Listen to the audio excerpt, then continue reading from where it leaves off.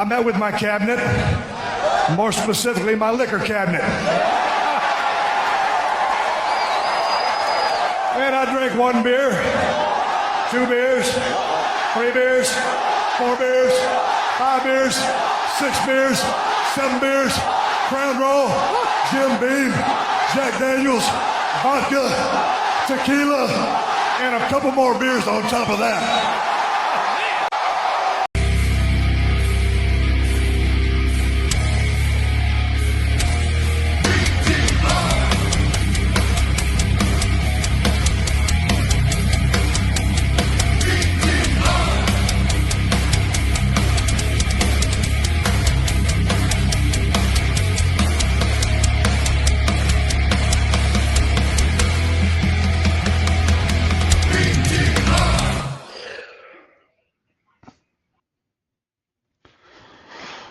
Welcome to another Thursday night edition of BTR.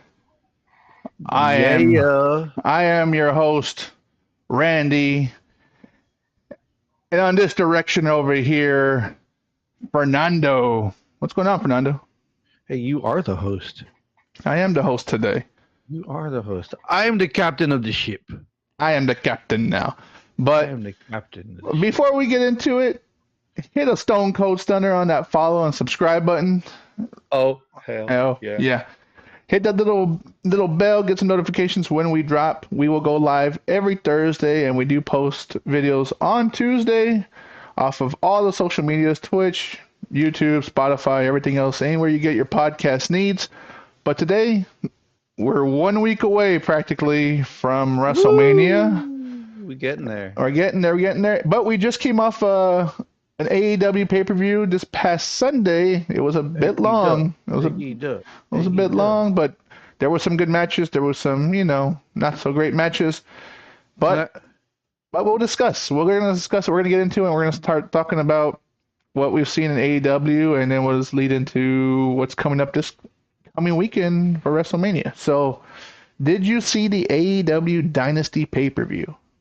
Not all the way through. And before anybody says anything or talks shit, let's be real. AEW loves to throw 6-hour fucking pay-per-views, and son of a bitch, if I didn't have to go to work on a Monday morning, I would have stayed up watching it. But I'm a responsible adult most of the time, and I think I went to bed around 10. I missed the last 2 matches. I caught them, obviously, the next day. Thank you, YouTube, for letting me, rewatch what I paid for. Thank you. But yeah, I did not catch the last 2 matches live. The three-way match with Kenny, Ricochet, and Speedball, and the Moxley versus Swerve match that ended up with a crazy little debacle towards the end. Yeah, it was interesting, and it did touch base on some of it yesterday on Wednesday. But can you do me a favor and pull up that match card, por favor, if you have a chance?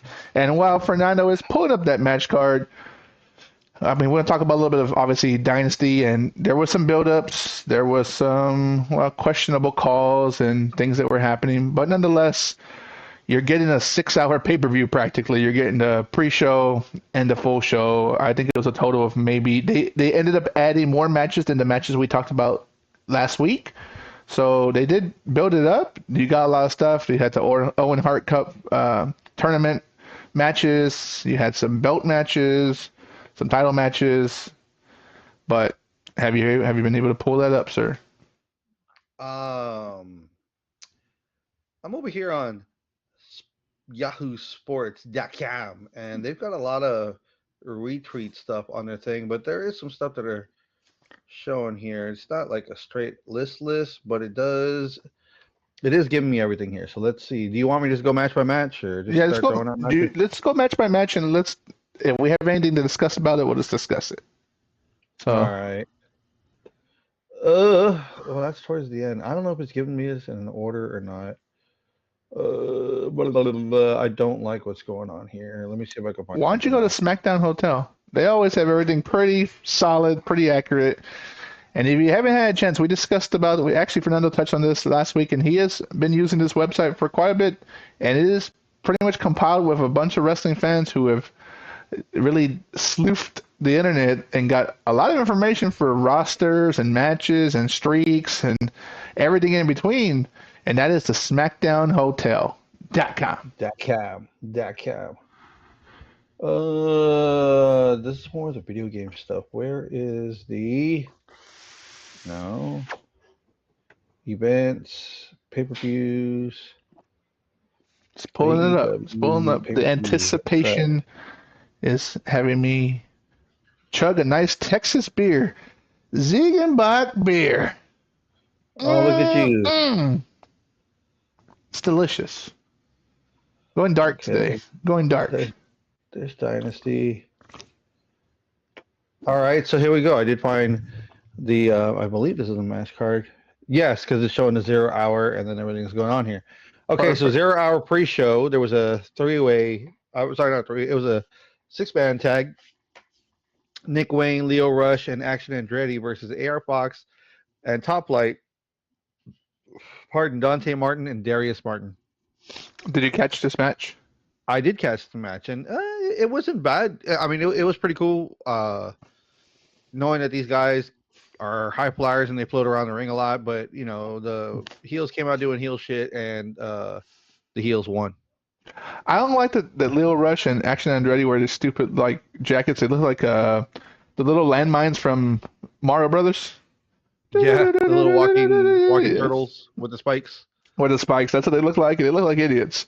But, I mean, they both can fly. Lio Rush is a very small guy. Action Andretti is a little bit beefier, but I'm surprised the heels pulled it out. They got Nick Wayne from the Patriarch. And if you're starting to watch that, you're starting to follow that little storyline, he's starting to pull away from Christian Cage. Starting to. I think he's pulled away a lot because he is not. I mean, Christian's out right now. They didn't say what or why or what, but I mean, truth be told, with things that are going on, especially what happened to Edge, with Cope, who knows if there's a reunion in the mix. It's hard for me to see Christian Cage as a face because he's such a great heel. He does fucking dastardly, outlandish shit and says some outlandish shit. So I'm questioning how that will work out. Maybe Cope goes heel, and I wouldn't mind that. I wouldn't mind seeing Cope. Cope was a great heel in WWE as Edge, the rated R superstar. That's how he gained that moniker. And I mean, I wouldn't be opposed to him being a heel because I think he can take it to the limit, and he can open up how good he used to be when he was a heel. But nonetheless, we'll get into that a little bit later. Let's go on to the next 0 hour because now we'll be here 5 hours trying to talk about this card. We had Anthony Bowens take on Max Caster in his Best Wrestler Alive Open Challenge. I like how, Anthony Bowens has finally made his return back, and Billy Gunn is on his corner. He has new gear, new music, and Max Caster has been on this whole kick about being the best wrestler alive. He's got it trademarked. He has a little plaque that he carries around with him because he is Platinum Max Caster, so he does carry that shit around. I do miss the days of the Acclaimed and him coming out, rapping, talking shit. Right now, he's been playing chicken shit heel. Saw him live. Yep. He did chicken shit scurry away when someone came out to whoop his ass, or when Hangman actually came out and he scurried and he was right next to my wife, hiding in the chairs.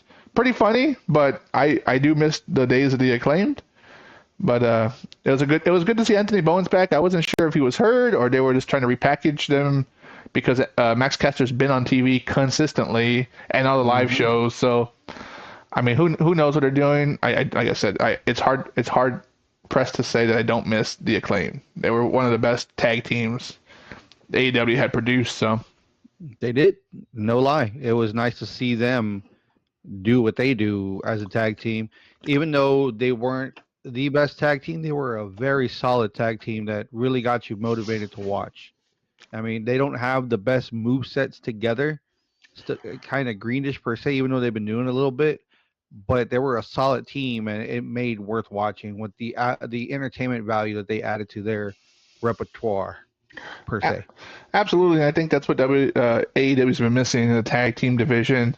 And again, we'll talk about another tag team that kind of got their shit together again, and we'll get into that later on in the card.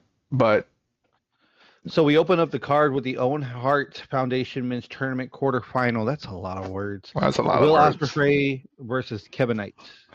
Well, I know Ospreay takes that win. Solid match, good work rate match. I said it last week. They're really pushing this kid, Kevin Knight, or Keith Sweat, or whatever you want to call him, right? Kevin Sweat. But they're really pushing him, and it's surprising because he didn't come in with a name per se, at least in any major stuff like the new acquisition Speedball Mike Bailey that we'll talk about later. But he came in, he did TNA, did GCW, all that stuff, and they're really pushing him. But Kevin Knight, I'm not familiar with him, but it was a good match. It was exactly what we talked about. It's a flippity floppily, do some crazy moves, and Ospreay picks up the win. He's one of the best wrestlers alive, and I wouldn't have seen it any other way for this Owen Hart Cup tournament. But I would say a solid match. A good. I will say I will revert back to last week when you did say a lot of these matches, unfortunately, could have been main events on Collision or Dynamite, and it really held true to when you saw the full pay-per-view. But still a good match if you're going to put on a 5.5 hour match, a 5 hour and a half card. It's just you got to fill it with something. Yep. So. Yep. But there were good matches. Another one that's on the list here, the AEW World Tag Team Championship match between the Hurt Syndicate and the Learning Tree. Yeah, Bobby Lashley and Shelton Benjamin versus Big Bill and Brian Keith. Well, the fucking Hurt Business, they hurt them. They hurt people. They hurt people, and they hurt them. It pretty much was a squash match up until Big Bill got like that comeback run. They're technically two heels, but everyone hates the Hurt Syndicate, so they might as well be baby faces, but they do heel as shit. And MJF was in the crowd, and he gave a Big Bill a cheap shot, and he was trying to, sucker his way into the Syndicate, and unfortunately that didn't work out for him. And if you saw last night, but I during the match you could see Bobby Lashley was pretty upset that he was even there, but they picked up the win. Learning Tree ran off with their tails between their legs. They haven't been doing anything. They haven't been billed right. It seems like they're gonna disband them. I think Jericho doesn't want anything to do with them anymore. Yeah, he said he was disappointed. He wasn't mad. He was disappointed, and then fucked up his talk as Jericho said, essentially. His Learning Tree said, right? Whatever. But it was an okay match. Again, another filler. This wouldn't have even been a main event match on Dynamite or Collision, but you gotta. Dynasty is remnants of Night of Champions, so you gotta kind of fight, put the belts on the line, and get that going. And speaking of another Owen Hart Foundation, this is a women's tournament quarterfinal: Mercedes Moné versus Julia Hart. I thought, what were your thoughts on this match? Really didn't have much thoughts on this match. I kind of figured that Mercedes was gonna win and push forward. Julia Hart gave it her best. I kind of didn't pay half attention to this match. That's fair. I did watch it. I was hoping that, although I felt like Mercedes Moné was going to win anyway, since she does hold 4 champions currently, it'd be pretty stupid to make her lose. I thought there'd be a better showing for Julia Hart. And you can tell, and I'm not going to give anyone shit, it's just they don't get enough reps in. And if they're not getting reps on TV, they should be doing academies and schools and just getting reps in, doing the indies to kind of keep them sharp, because the ring rust was there. There was a lot of spots that were kind of missed, and it wasn't due to lack of confusion or someone forgetting what they were doing. It was more along the lines of looked like they got blown up, like they were like gassing. They were gassing, and they're like, like cardio was very important. Yeah, and granted, me and Fern don't know what it's like to have you're not in ring shape. We don't know that, but you watch enough wrestling, there's a difference between being athletic and being in ring shape. And it really is night and day, because you can see it with WWE, LFG, Tough Enough. You see these athletes that played football, hockey, baseball, gymnastics, all that shit, and a lot of them just can't handle running the ropes, let alone taking a bump. They gas up. And the guys you see on AEW and even WWE, they're not big guys anymore, so they're not like all muscular, but they all have cardio for the most part. I think the only thing that WWE really has over AEW is that they do have a lot more reps because they do have house shows, and they might not work as many days as they used to back in the past when they would work 4 days a week, 5 days a week. But they still have the performance center. They still do a lot of dark matches and stuff like that. So it was a decent match. I mean, you knew who was going to come out the winner, but it was good to see Julia Hart again.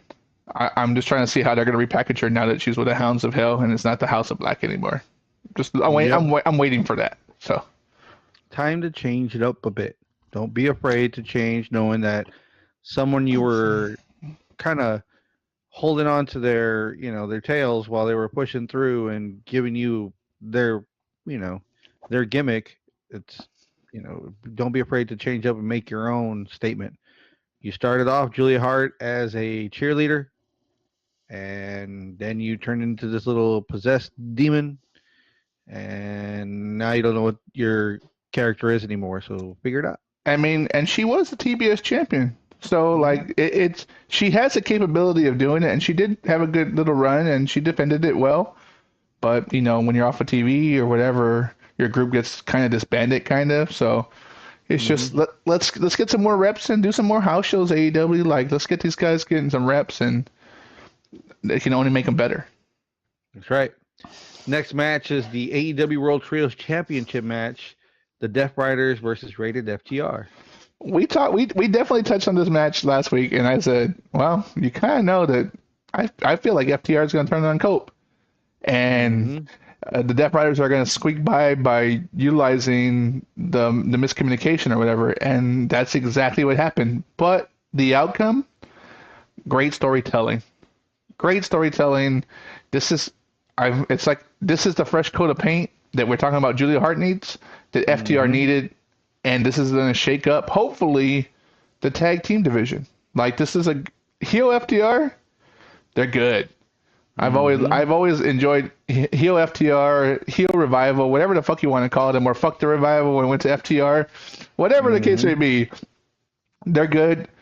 Well, like I said just a second ago, they ended up losing the match to the Death Riders, and then they turned on Cope, and they concertoed him, and they give him a package pile driver. And concerto him again. Yep. Like, and then I like how Cash played it. Like, what the fuck are you doing? What the fuck are you doing? And Dax is like, come on, dude. Fuck this guy. He's holding us back. Yep. We're top guys. That's our whole gimmick. We're top guys, and we're with this guy who's not a top guy anymore. He was maybe once upon a time, but not here, not right now. And they turned on him, and they got. Initially, it was a little weird, right? Because the fans in general, wrestling fans are weird, are us included. Where I cheered when they hit Cope, I cheered, and just like the crowd did, they cheered. But when they stood over him, they booed him, right? So like they ended it leaving with heat, but it was like everyone was happy to see it happen. So it's weird, right? It's a little weird. Like you're in a weird spot. How do you feel about that match? Death Riders always bring something out in everyone. So, of course, they did their job, especially as heels. The fact that they kept their belts, it's kind of sad. You want to see a change. You want to see belts change hand. Hey, maybe it's worth passing on the buck and whatever. But no, they want to keep them going. I guess we're on the train to All In, right? But we still got Double or Nothing that's coming up in May. So, crazy enough, they're actually going to do that. So, it's going to be nice to see them lose the belt to hopefully a better trio, but I honestly thought they had a chance. But obviously, there was too much stuff that was already being played out to show that they wanted to take Edge off or take Copeland off of what was going on. So they did. And now you have a new build-up that, hey, maybe it's going to be FTR versus Edge and Christian. He's going to find a way to get Christian back his good graces just enough to do what needs to get done to take him out. They're gonna do what Roman Reigns and CM Punk did in Survivor Series. They're gonna create a treaty just for a day. I need your help just for today. And then afterwards, fuck you. You can hate me, whatever. But if you had the pencil in this situation, and obviously all this stuff happened, how would you bring back Cope? Would you bring him back to attack him and try to do it by himself, or go right into it and have them and have him immediately go to Christian, or do you try to build it up a different way? A different way, because only you said it. Huh? I'm anti you, remember? You try to tell me what to do and I don't listen. You think you can tell me what to do?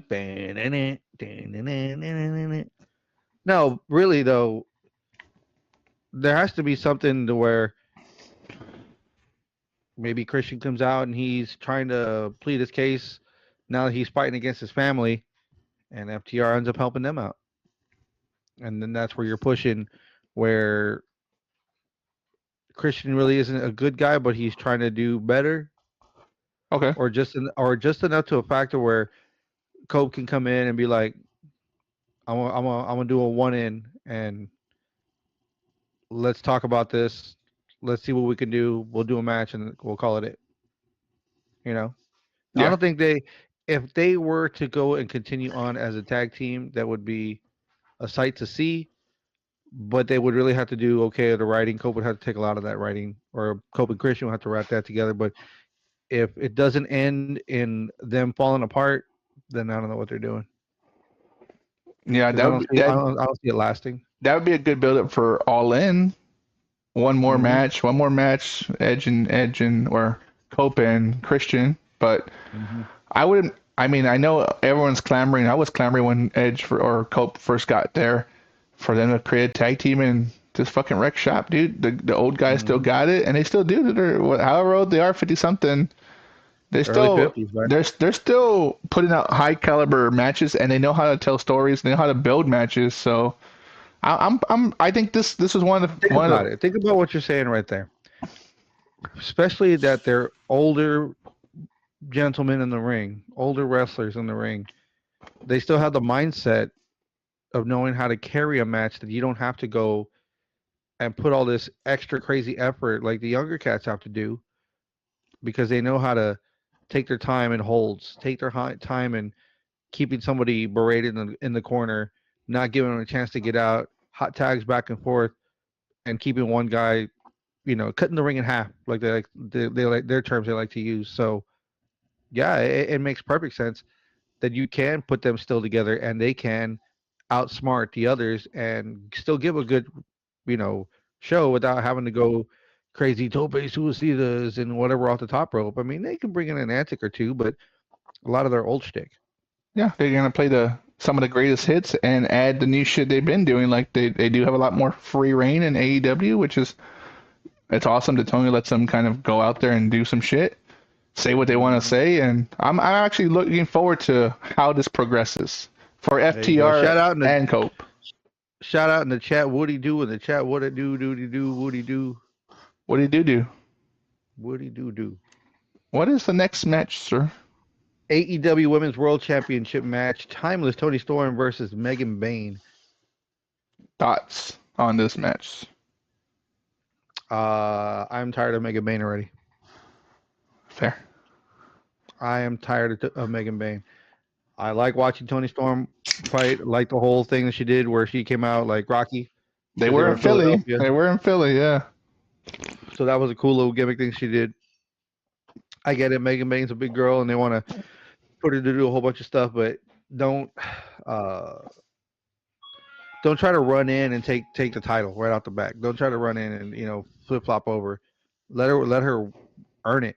But that should take some time. If they're gonna keep flip flopping a belt over because someone new comes in, dude, that ain't worth it. Unless you're bringing in a big huge name. I mean, no one should just take it just because they're coming in. You have those that have put in the time and work to build what's going on. Leave it the way it is, I would have loved to see Penelope Ford in this match rather than Megan Bayne. Thank you, because she's put in the work. She has put in the work, and we've been seeing her on TV. It would be a better payoff to put it in a gimmick match between them two. Absolutely. And she's like you said, she's been on TV a lot.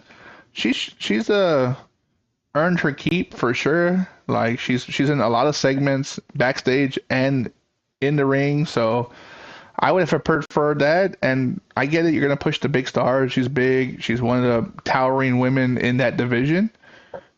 But I like how Toni Storm pulled it out. She was pretty much fighting from under the whole time. And of course, this is not the right time to take off the belt off Toni Storm. She's like the hottest thing AEW's got right now, hands down. Like she's the hottest act.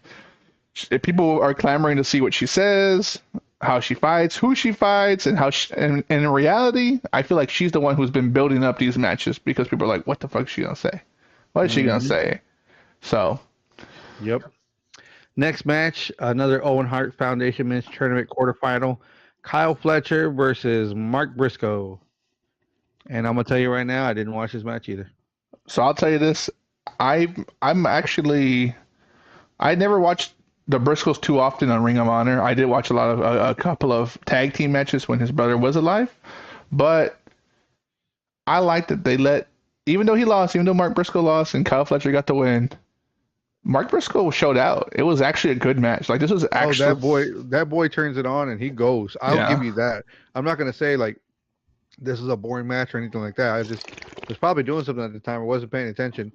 I'm not a fan of Kyle Fletcher as much. I know he's the future. We're gonna see good things out of him.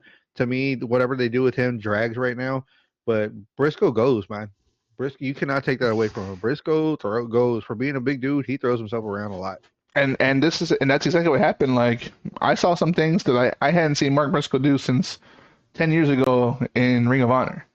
Like he was going, he was doing, he was pretty much, even though he's the older cat in this match and Kyle Fletcher is the future, he held his own and he gave Kyle Fletcher a run for his money because he almost got a couple of tags because he took him out with I think what they call him, the bag of bones elbow drop from the top outside, did it like standing up elbow drop. It was pretty badass.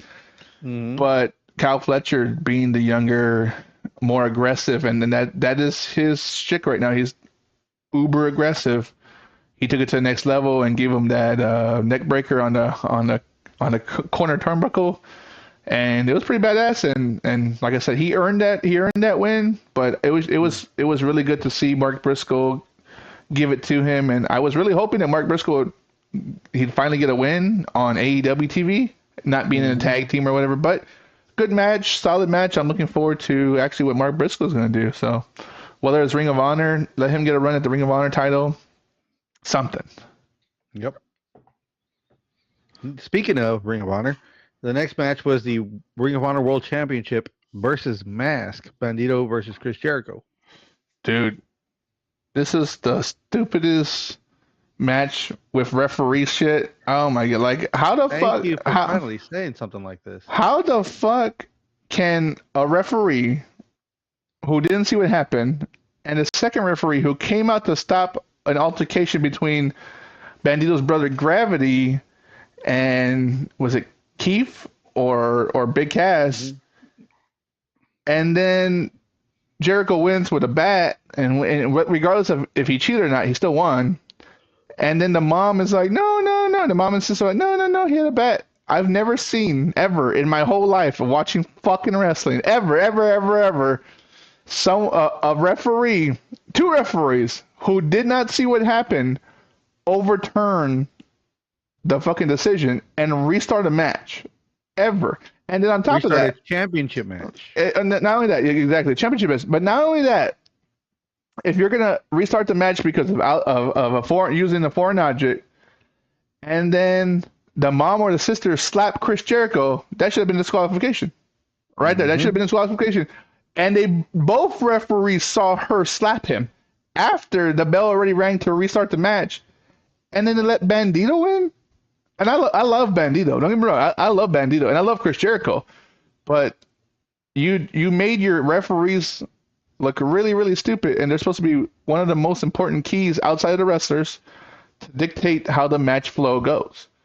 And that really bothered me. I'm glad Bandito won. That's cool, but what the fuck? I know you have something to say about this. What the fuck? Honestly, like I could go on a 30-minute rant on this shit, but you know what? Props to mom for coming out and, them giving her 15 seconds of fame on a pay-per-view, mom and sister. But at the same token too, if you're going to use family like that, use them for worse, not for that. If you're going to go out and well, we're gonna change the match because my mom said so. Because look, my mom was telling the truth. Nah, give mom a pair of brass knuckles and let her hit Jericho in the face with them. Really vamp it up if you're gonna have any outside interference, especially something like this. Oh, mom slapped him. It would have been hilarious if she got the chancla and slapped him in the face like that. If you're gonna go like that, especially knowing you got Bandito, make it racist then, dude. Make us feel something. I didn't feel shit with that. I felt bored. I felt unentertained. I felt like this was going on too long. I felt like this was just another waste of an idea that didn't get through correctly. I told you now you're gonna get me fucking ranting. I didn't want to rant on this shit. If you're gonna fucking set me off to do something like that, if you really want to get my attention, she should have had chanclas on or had one in her back pocket and just fucking blah right in his face. That at least would have been made it worth the fact that she had to get around the ring and of course helped around the ring because she's an older, slow lady. It is what it is. She's not a wrestling person or personnel. Shouldn't be there to begin with. But she was there front row, and I'm watching my mijo. Oh, yeah, we get it. We get it. Mexico, hurrah. But it's stupid. Stupid, stupid, stupid. And I get it. Oh, mira the bats over there, la mata, whatever. They found the big, whatever. What do you want? Okay, okay, let's go, Speedy Gonzalez. We get it. But even then, I was like, why was Aubrey Edwards out there if she wasn't even part of the match? She wasn't even the ref of the match. Thank you. You know? The mom was more like Slowpoke Rodriguez, and had I shit you not, like you brought up that good point. Had she brought up a chancla, dude, every Hispanic that was watching or was live in attendance would have fucking felt that. I would have been like, no, they would like, holy shit! I remember when my mom hit me with a fucking chancla. I remember, like, and then you can. For our fans at home that don't understand what's going on, they grab their shoe and or sandal and would fiercely beat us with it. Yes, but that's what I'm saying. Like, we're Hispanic, so carry on. So if that had happened, it would have fucking popped me, dude. I would have been like, holy shit! I would have started laughing. I would have fucking found some humor with it, and then been like, fuck yeah. The mom, like you said, brass knuckles. They bust out the fucking chancla. Brass knuckles aren't associated with Hispanic mothers, but fucking chanclas are. Bust out the chancla. But you know what I mean. I get you. I get you. If you're gonna bring them in to do something dazzlerly like that, give them a weapon.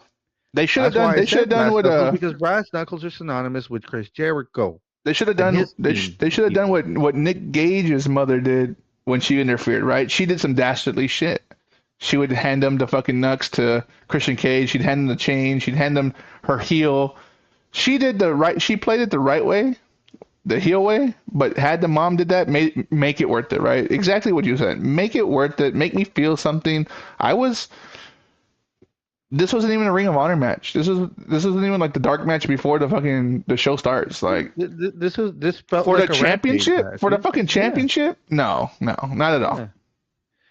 And Bandito lost, and with Chris Jericho's wizardly ways. So okay, take off the mask, but no, let's overturn it and fuck you. He's gonna win. Then you should just let him win the right way. Exactly. I've like I said, in my whole life Save of Raw wrestling, another 30 minutes and let this paper be at 10:30. Yeah. In my whole life, I've never seen a match be overturned with two referees who never saw what happened ever. Yep. They didn't see what happened. So whether Chris Jericho won fair and square, cheating, whatever, he still got the 1, 2, 3, and that's all it was. I've never seen playback for any matches, let alone a referee who also wasn't technically involved in the match, help overturn the ruling of the original ref. I'm not a big fan of like super heavy violence in my wrestling. Not to say that I didn't watch ECW or things like that. I've seen some of the matches with the glass tubes and all that kind of cool stuff or whatever. I mean, it's violence. It is what it is. We promote that on here. But what would have been hilarious, and I'm gonna go a little dark with it just because that's who I like to be from time to time. If you are gonna let your mother interfere, especially a Hispanic Mexican mother, fuck the chancla, dude. Let her pull out a gun. Dude, that would have been the shit. You really want to make a motherfucker feel? Pull out a fucking knife or a fucking gun and then see how that shit turned around. They're going to change their decision real fucking quick. I would have but see, just that extreme, because that match was just lagging and going on. But if you bring in just a different classification of extreme that no one's ever done or seen or whatever like that, You don't want the copycats that everybody in the indies is gonna bring out fucking guns and toy guns or whatever the case. But that shit, give her a fucking butcher knife or just give her a fucking a long nose revolver, dude, and just fucking have her just holding it up to Jericho and shit, and then or to the ref, and you need to change this shit, dude. That would have been the shit.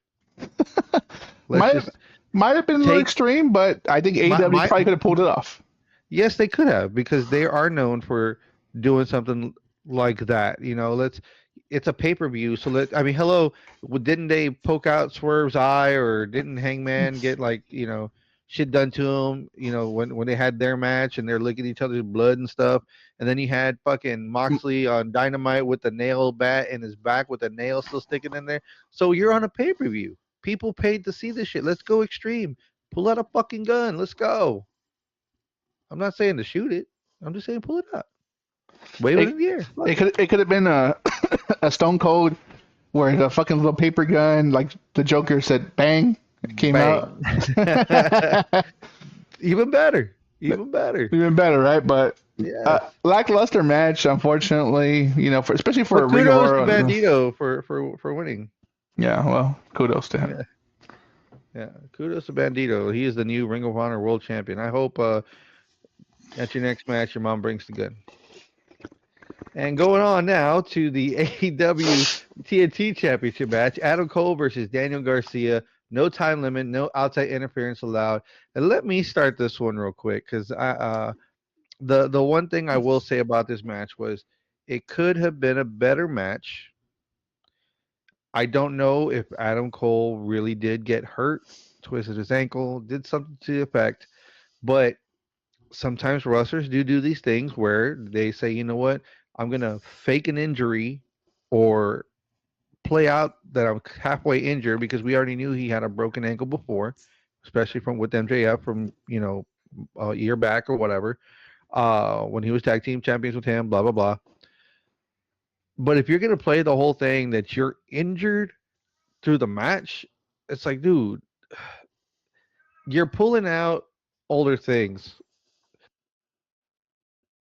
You're pulling out older things that people used to do in other companies. WWE shit. That's older WWE shit. When someone would fake an injury and sell it through the whole thing and then, oh, they're walking fine backstage. To me, it doesn't make me want to root for you even more. I want to see the bad guy screw you up and then you lose your opportunity because you let yourself do that. I'm not going to say that you can protect yourself most of the time. You should be smart enough to at least watch every move that you're doing. I'm pretty sure the adrenaline gets to the way and you forget and you run through it and, oh, there you are limping on the way out. I mean, because that happens. That happens a lot. But knowing that you're a vet compared to Daniel Garcia, y'all were saying that shit in the promos. I'm a veteran, he's not a veteran. Then why did you let yourself on a simple jump off of the second rope or whatever hurt your ankle because you landed wrong and then you're trying to fight the whole match way through guarding and holding yourself, and that's all he has to attack on. If you couldn't fight it regular, then you shouldn't have had the fucking match. That to me was the letdown. I'm glad that he won. He did everything he could, telling his underdog story, even though he wasn't the underdog. Daniel Garcia, the champ, is the underdog next to the veteran, but he pushed his way through the injury and was able to get the belt back, and now he's a champion. He's got to rehab because he's got to defend it again. Dude, like they've done that story already too many times at AEW, and it's just, I was disappointed. I was disappointed in that. I'll tell you exactly what I felt about this. Seeing the Panama Sunrise move done poorly over, and you did it once poorly, and you do it again, and it's shitty. It's not even a good sell to begin with. The second time, and then you do it again, and it sucks again. Mm-hmm. And it made me, I shit you not, like I was actually pretty excited for this match leading up. I like Danny Garcia and I like Adam Cole. I really do. And I really wanted to see Adam Cole get his first singles championship. That he hasn't had a singles championship since he was in NXT, Black and Gold. That's a long time ago, due to unfortunate injuries or whatever. And I get it, you land wrong and shit's happened, but one, if it's real, don't get in the fucking ring if you're not ready, dude. Like, stop making these. You broke your ankle by jumping off a section of the stage down the stairs and you fuck yourself up, and then you cost yourself a great storyline with MJF as the devil. You cost that whole thing, and that's gone. And then if this was true, and you hurt yourself again, dude, you're gonna cost yourself this title. You're gonna hold it for a couple of, maybe a month or two, and you're gonna have to relinquish it because you just can't defend it. Like, I was really looking forward to this match. I really was. Like, I was super into this match, and I liked that Danny Garcia, like, whether it was real or not, he really fucking just started targeting that leg, and he started turning heel a little bit. And Adam Cole fighting from under. When you're right, he was not the underdog. The champion was. The champion was the underdog.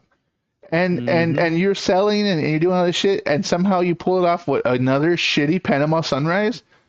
Like, I lost this interest after the third shitty Panama Sunrise, and I still watched it all because I'm a wrestling fan and I want to see how it pull out. But it was for lack of a better word, exactly what you said, a disappointing match, and it could have been a great fucking match. It could have been one of the best matches on this card, and it just wasn't. And for him to win the way he won, I much would have had Danny Garcia keep the fucking belt. I much would have had him, and you could tell that it wasn't planned or whatever happened because literally no one came out to interfere. So it was a straight match. It could have been a fucking barn burner.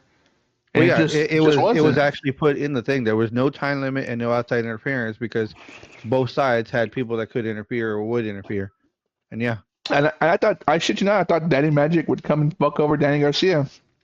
He didn't have to, but that shitty match kind of fucked them both over. Like, it didn't make anyone look good. Danny Garcia should have kept the belt. And I hate saying that because I really did want Adam Cole to win anyway. But he should have just kept the belt the moment he started limping, and whether it was just a sell, and he played it off all the way to the end. You're right. It just made me disinterested. I wasn't fighting for the underdog because had Danny Garcia fucked up his leg, then I would have been like, okay, that's why I'm going for Adam Cole, because Danny Garcia is going heel and he's the one that fucked him up. But for you to fuck it up because you missed a fucking move, a move, and then you botched other fucking moves, like. No, thank you, dude. This was a fucking collision main event. Tops. Yep. Tops. So next match, please. Then here we're getting towards the end of the list of the pay-per-view, crazy enough. The AEW International Championship three-way match, Kenny Omega versus Speedball Mike Bailey and Ricochet. Fucking loved this match. Yeah. Everyone got their shit in. Everyone looked strong. No one looked weak. For a hot minute there, you didn't even know who was gonna win. And I really truly didn't. I thought Speedball might win. And then Ricochet fucking does his heel shit, and I think he's gonna win. And then Kenny mounts his comeback, and I think he's gonna win. Back and forth. Like I told you last week, this was the main match I would put my money on to watch. And this one actually did not disappoint. There was no interference. No one really did some dastardly shit. Everyone got some crazy moves in. Everyone looked safe. Everyone got their build up. They got the comeback. They got all the cool shit.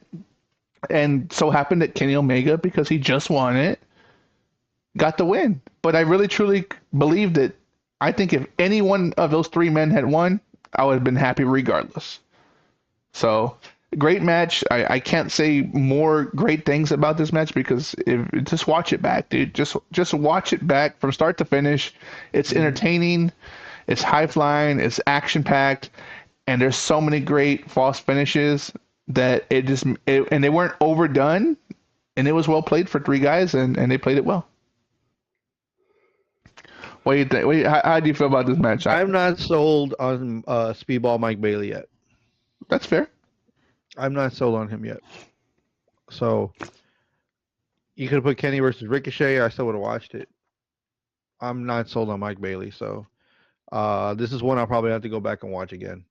I'm glad that Kenny won. He's a deserving champ. I know he wants to make a legacy for this belt with his name on it. So it's going to be different to see who else they're going to put against him to fight for that, or fight against him for that, because the Continental Champion is still the Rainmaker, right? Okada, yeah. Which was interesting because I felt like they rushed that interaction at the end. They rushed it, but this makes me believe that they might put them together. They might just create one championship. I almost felt like that. Like, why would you put champion versus champion? Like, why would you even like tease that? Yeah, we know Okada and Omega have a history, but I felt like they might just combine the championships and make one championship. I doubt it. I doubt it too, but it gives me the thought that they might do that. Who is it? Tony likes all his belts, dude. Tony likes having multiple champions so he can turn them around, especially when they need them for marketing media stuff. He's not gonna intertwine those two belts. He may have a double champion.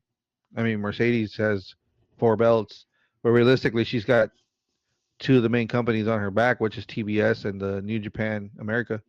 Yeah. So, I mean, who knows? But I mean, I wouldn't go that route. I mean, if I was with the pencil, I wouldn't go that route. I keep them separate. Let them fight a non-title match, or let them fight, with now that the Bucks are back, the Elite versus I don't know, Kenny, Hangman, and Swerve. You want a trios match, but don't put the belts together. It makes no sense. If you want less belts, then go for it. But it's for the media, dude. Like having multiple champions. Think about WWE. WWE has their women's intercontinental and women's United States championship belts. They're for the media. The company finally did something right for the women because the women have deserved a mid-card belt for a long time. The tag team belts are still a joke because they don't have enough women to really carry that. But the mid-card belts make sense if you keep it on mid-card women that are worth holding the belts. Lyra Valkyria, I could care less for her. Why she's Intercontinental Champion other than her being Becky Lynch 2.0, I don't know. Chelsea Green makes total sense with the United States Championship because she's able to do something with it, and she toes it around, and she makes it her business to be in everyone's business to see that she's a champ. I didn't know Lyra still had the belt. She came out on Monday Night Raw fighting against Bayley with the belt, and then they're going to do some 6-way gauntlet match on SmackDown tomorrow to see who's going to be the number 1 contenders at WrestleMania for the tag team belts, which I want to talk about in a little bit. But my point I'm getting across is the reason why we have all these little extra belts in AEW is because it's all media. It's all media. I could agree with you if their reach was as big as WWE, but I also see the flip side on AEW because a lot of the wrestlers do go back to Japan, do go to all these indies, and they carry that belt. But it's not really doing anything for Tony. It's really doing something for that indie or that other promotion. So that's why I'm torn between it because you're right. The WWE does have a lot of belts, but their reach is so much bigger in reality, especially just being in a worldwide company. And AEW, I could see them getting to that point. Absolutely, like they're already trending that way. You're kind of going away from what I'm talking about, though.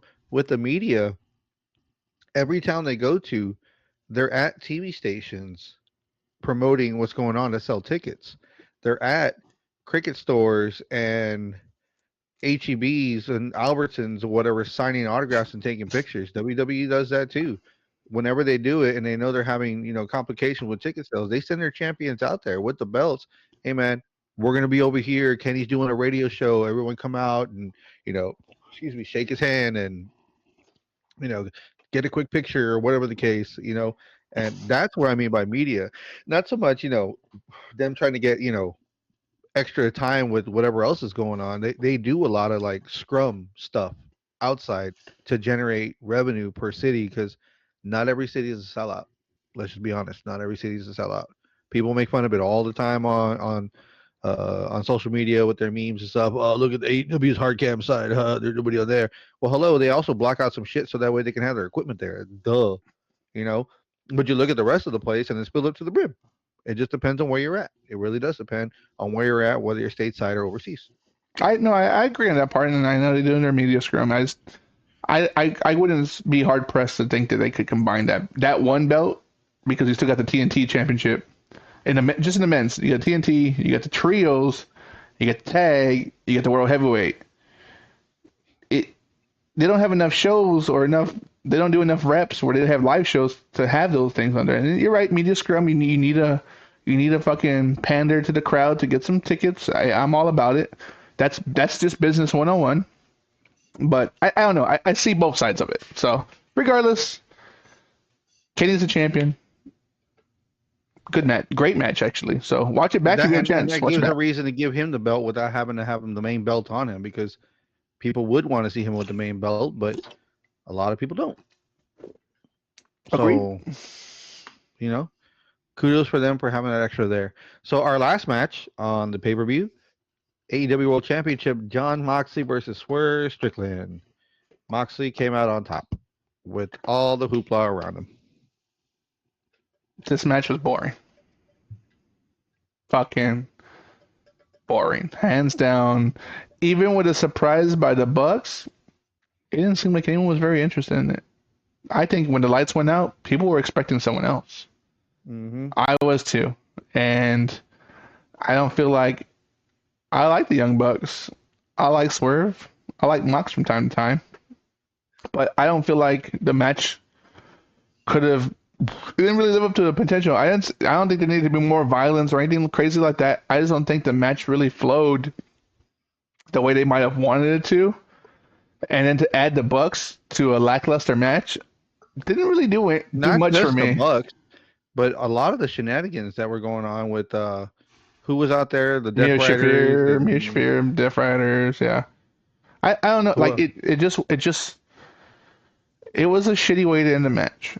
Shitty way to end the pay-per-view. It wasn't. I didn't care for it. I didn't like the Mox one. You also have to put on there that AEW loves their oh my god moments, and this was their how are we gonna oh my god something out of the night? Oh, the Bucks are back because the Bucks have been gone for X amount of months. They took some time off and they were in New Japan, and now the Bucks are back. Oh my god!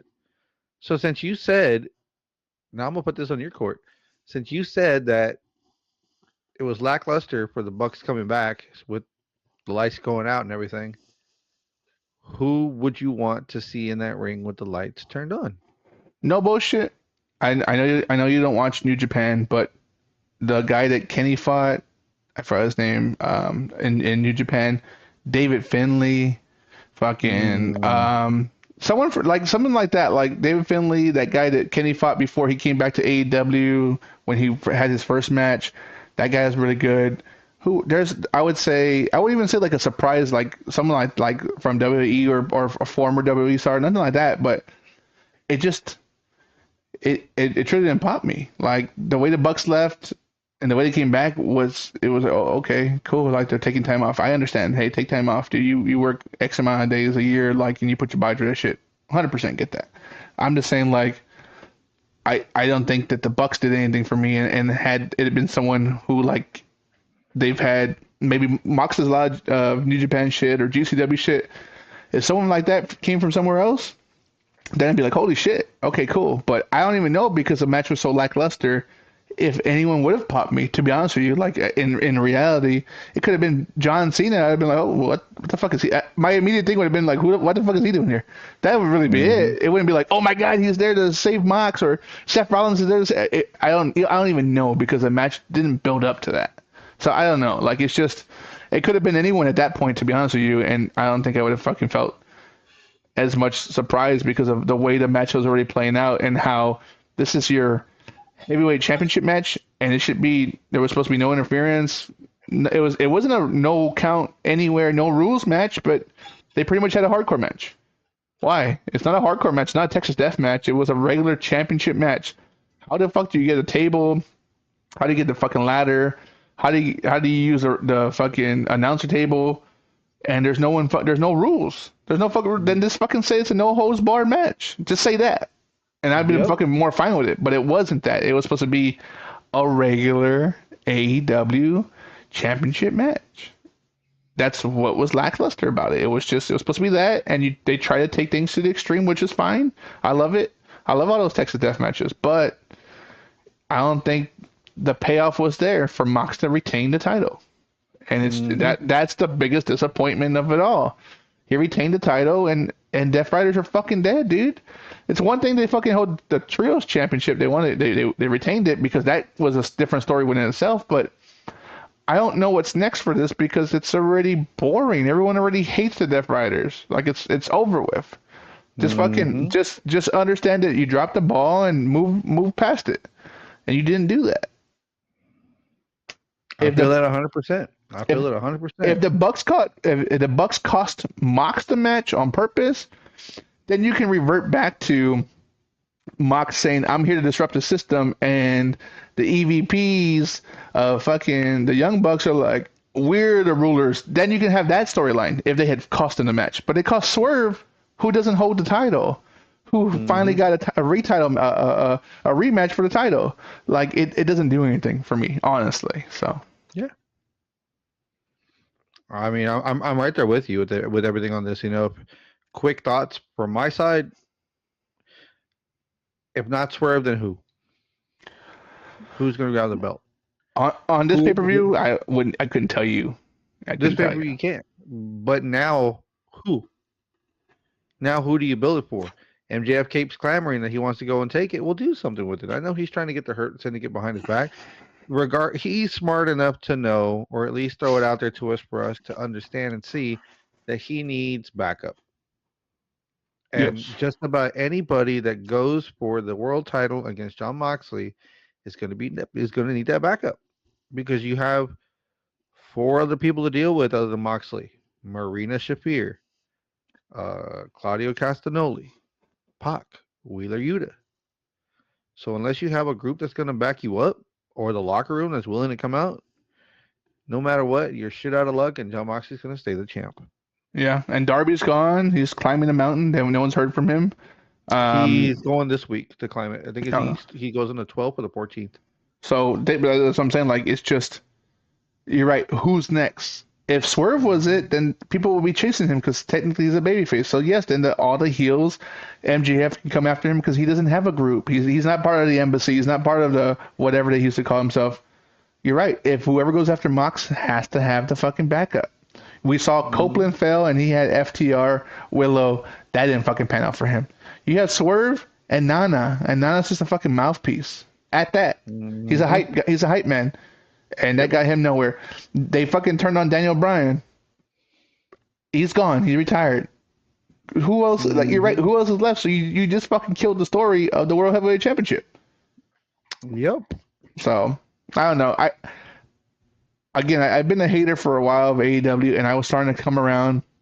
But this pay per view kind of, I didn't hate all the matches, It but cemented that. it cemented a lot of like my reasons for not liking it and why there should be some more structure, just to kind of, if you're gonna try to pay off storylines, have some fucking writers or have someone else who you haven't repeated it over and over. WWE made the same mistake for years. Don't get me wrong, and WWE was hard to watch for a long time.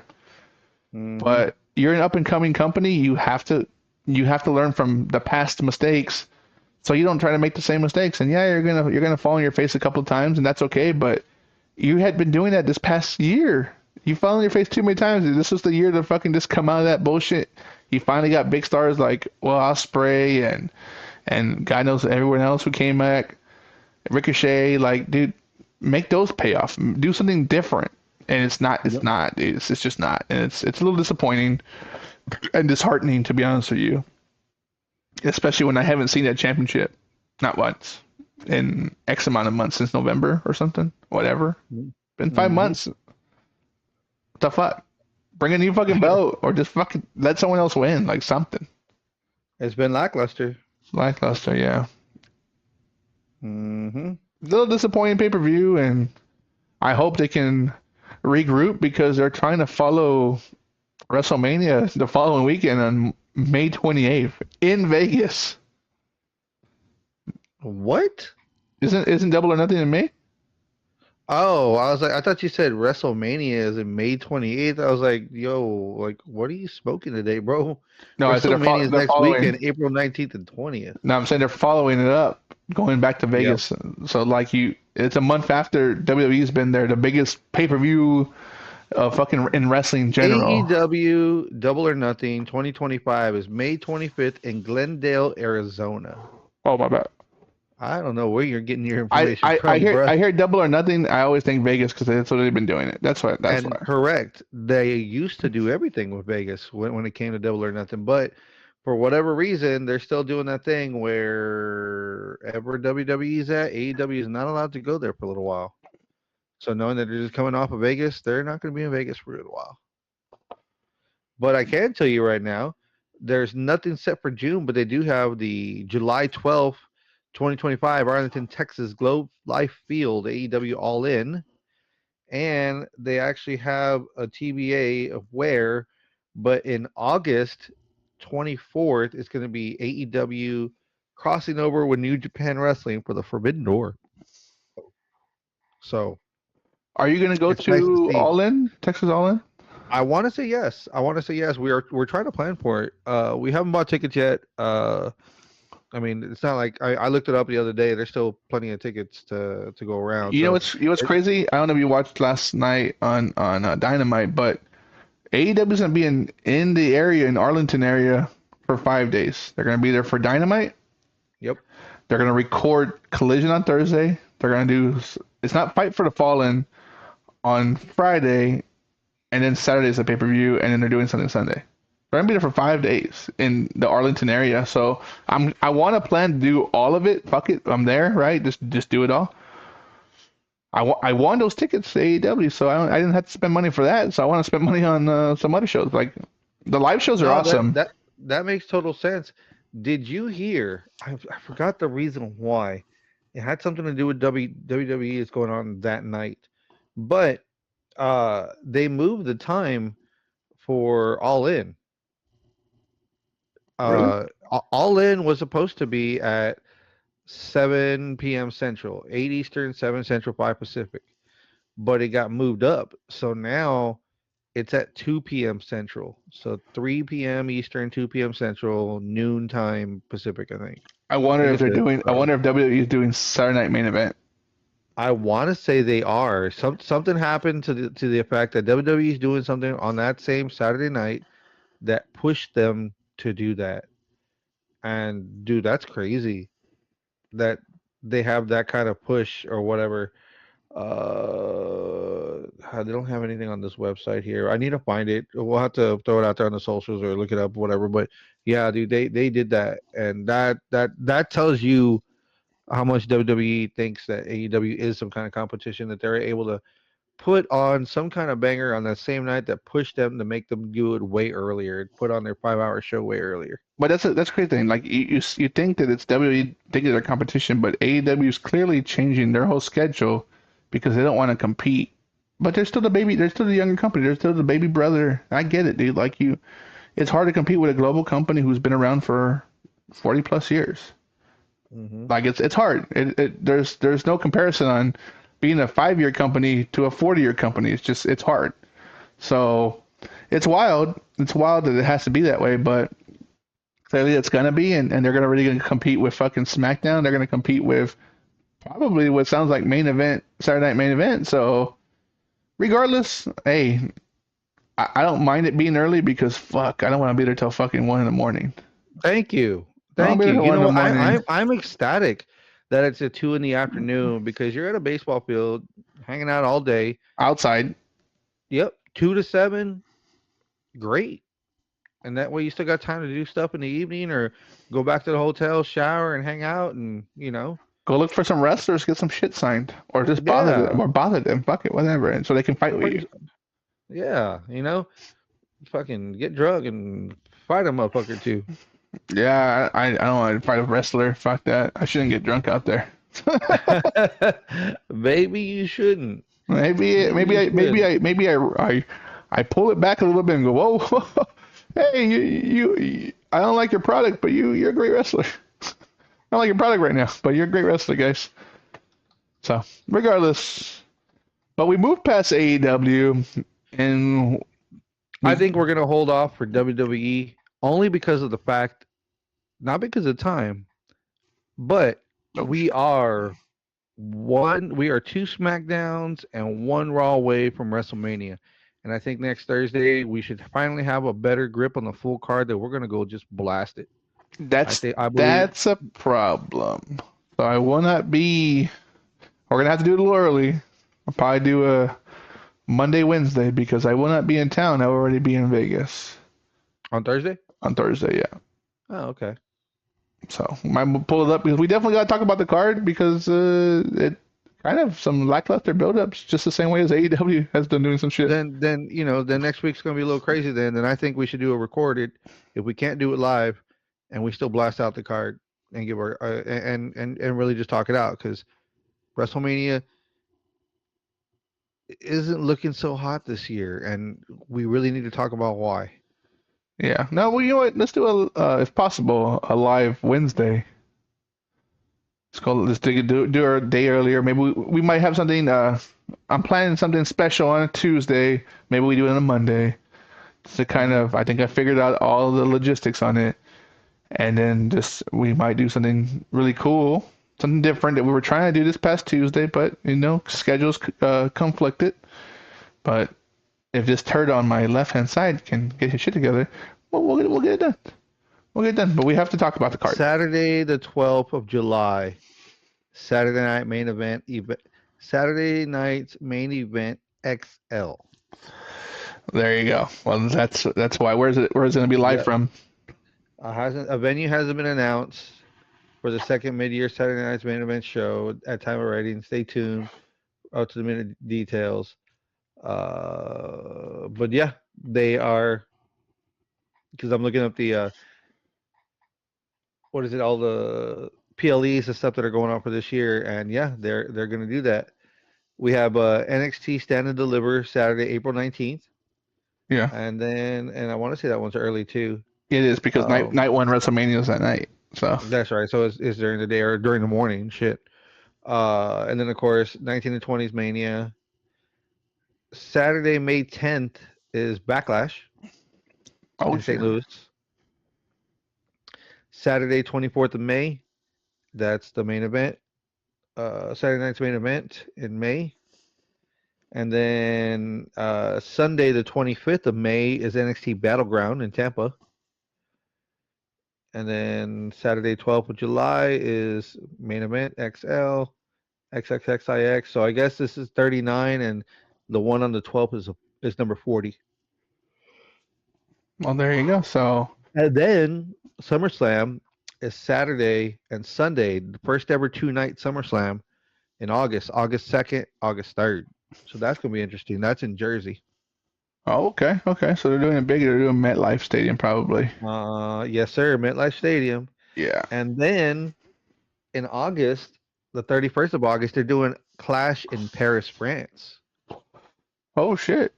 Yeah. Doing some more overseas PLEs. So, I mean, regardless, we'll definitely get into it the beginning of this coming week. We would definitely want to discuss the card and these build-ups for WWE leading up to WrestleMania. It's going to be a fun event. Stay tuned for some pictures and stuff and some videos. If anything I can get while I'm out there, I'm going to try to hit up as many events as possible. There is Triple Mania or something going on over there. There's a GCW event.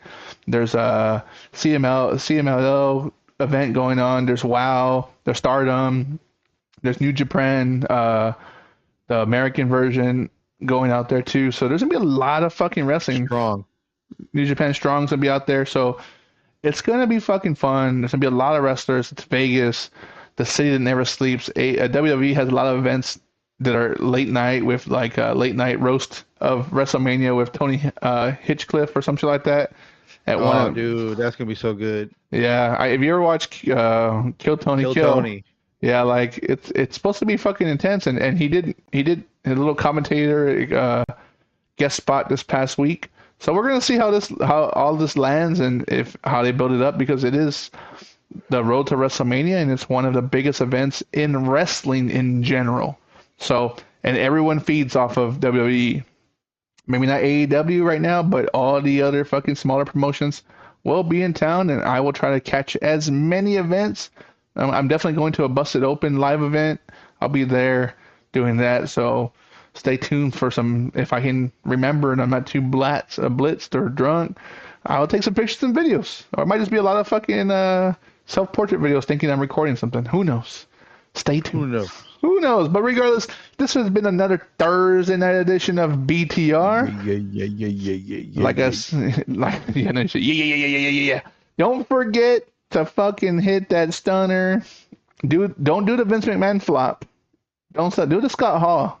Do the Scott Hall flop where he fucking does a nice sell for the Stone Cold Stunner. Hit that subscribe and like follow button. Catch us every Tuesday. We would try to drop some shows. This will be a special week of next week since I will be gone. So we're going to try to get something recorded, talk about what's going on. But for Fernando, aka Retro Relapse, I'm Randizzo, aka Randy. Stay tuned for more stories, more violence. Woo!